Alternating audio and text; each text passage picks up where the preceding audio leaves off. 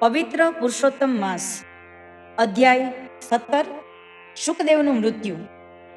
મહર્ષિ વાલ્મીકી દૃઢધન્વાને એના પૂર્વજન્મનો વૃત્તાંત સંભળાવી રહ્યા છે. હે દ્રઢધન્વા, પતિવ્રતા નારીના વચનોથી સાંત્વનને પામેલા સુદેવ બ્રાહ્મણે હરિનામમાં ચિત્ત પરોવ્યું. દિવસો વીતવા લાગ્યા. એક દિવસ સુદેવ દર્ભ અને સમિધ લેવા વનમાં ગયો. એ વખતે સુખદેવ પોતાના મિત્રો સાથે કૂવામાં સ્નાન કરવા ગયો.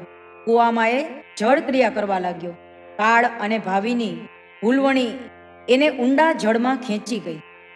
બાળ સુખદેવ બહાર નીકળવા ફાંફા મારવા લાગ્યો, પણ કાળ એને આંબી ગયો અને ગુંગડાઈને તે મૃત્યુ પામ્યો.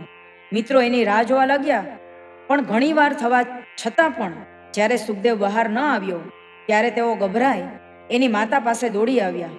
સુદેવ પણ એ વખતે દર્ભ અને સમિધ લઈને આવી ચૂક્યો હતો. પતિ પત્ની બંને કૂવા તરફ દોડ્યા. ત્યાં એણે પોતાના પુત્રનું શવ જોયું. લોકોએ એને કૂવામાંથી બહાર કાઢ્યું હતું.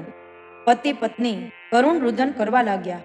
પુત્રના શોકમાં ગાંડા જેવો બની ગયેલો સુદેવ વિલાપ કરવા લાગ્યો. હે મારા વાલા પુત્ર, તું મને છોડીને કેમ ચાલ્યો ગયો?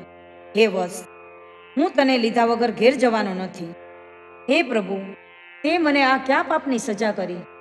નિષ્ઠુર વિધાતા, મારા જેવા આંધળાની એકની એક લાકડી છીનવી લેતા તને જરા પણ દયા ન આવી.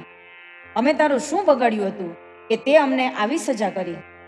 હે પુત્ર, કોઈ વાર નહીં ને આજે તું કૂવામાં નાહવા શા માટે ગયો? નક્કી તને કાળે જ ભૂલાવ્યો છે. રામના વિયોગમાં રાજા દશરથે તો તત્કાળ પ્રાણ ત્યાગી દીધા હતા, પણ હું દુર્ભાગી હજુ જીવું છું.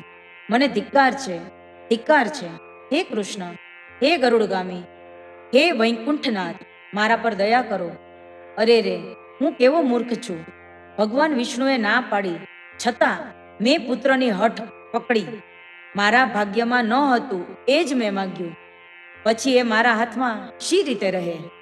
શ્રી પુરુષોત્તમ મહારાજની જય.